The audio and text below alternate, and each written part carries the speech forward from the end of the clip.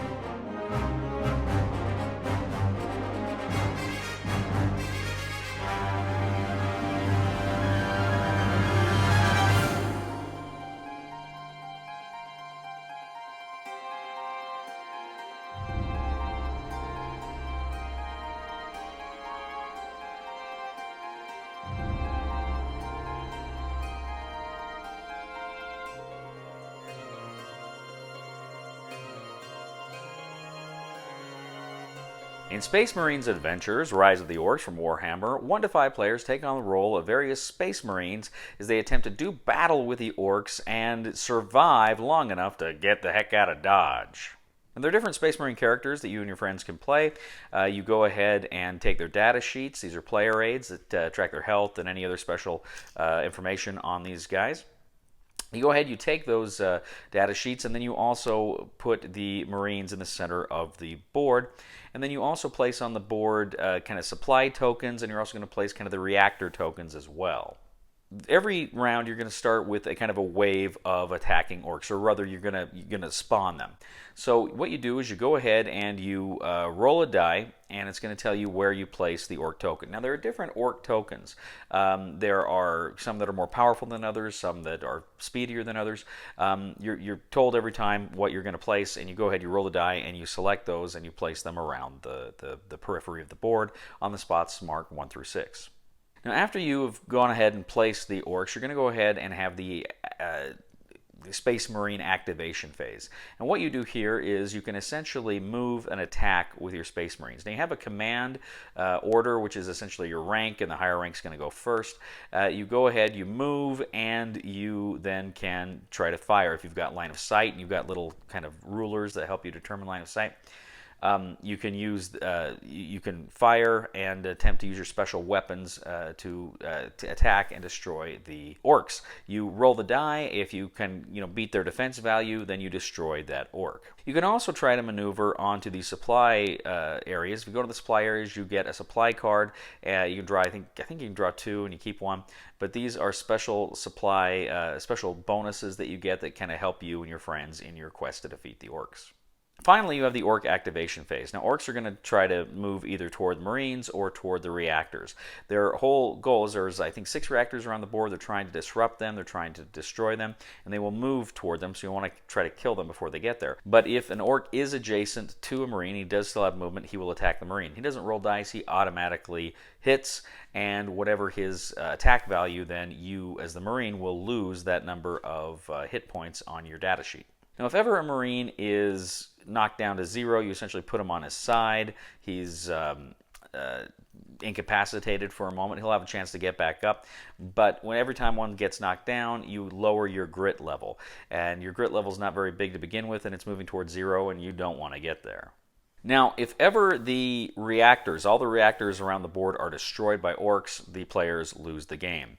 If ever the grit track gets down to 0 because players have been defeated, then the players lose the game. However, if the players succeed in destroying all the orcs and actually surviving long enough not just to defeat the ones on the board, but actually there's none left in the reserve pool, then the players collectively win Space Marines Adventures: Rise of the Orks. So if you're familiar with the channel, a few years ago I reviewed Space Marine Adventures: Labyrinth of the Necrons, and I loved that game. I thought that game was so much fun. It was a lot more fun than I expected it to be, and it was a good solo game. I played it a lot solo, really had fun with it.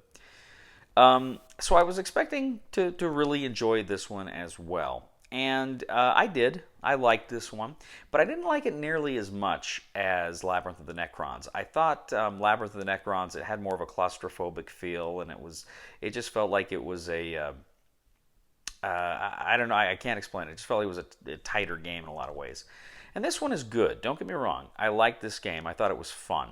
But I guess it wasn't as scary. Maybe that's the word I'm looking for. I felt genuinely tense and scared during Space Marines in a way I didn't feel during this one. Which is not to say there aren't moments that are tense and there aren't times where like, oh, I gotta get that guy, I gotta get that guy, because that happens for sure. But I don't know, maybe it was just a theme, or always like the Necrons. They're always my favorite villains in the Warhammer universe.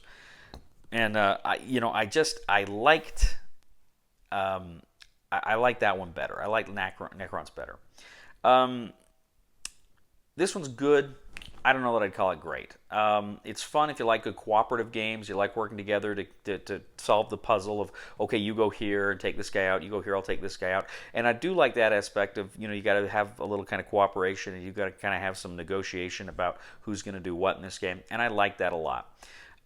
It's a good game, as I say. It's not a great game. I'm going to say a try before you buy it, but it's a positive try before you buy it. I think if you like Warhammer and you like these games, I really think you'll get a kick out of it. If you haven't played one of these yet, I would definitely recommend getting Labyrinth of the Necrons first.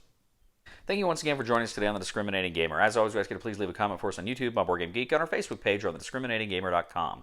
We ask you to please like us on Facebook, subscribe to us on YouTube, and follow us on Twitter. We'd ask you to please leave a thumb for us on Board Game Geek. That helps us out a lot as well. And if you're interested in World War II and military history, I recommend you check out my other YouTube channel. That is Cody Carlson, PhD. Please subscribe to that if you get a chance.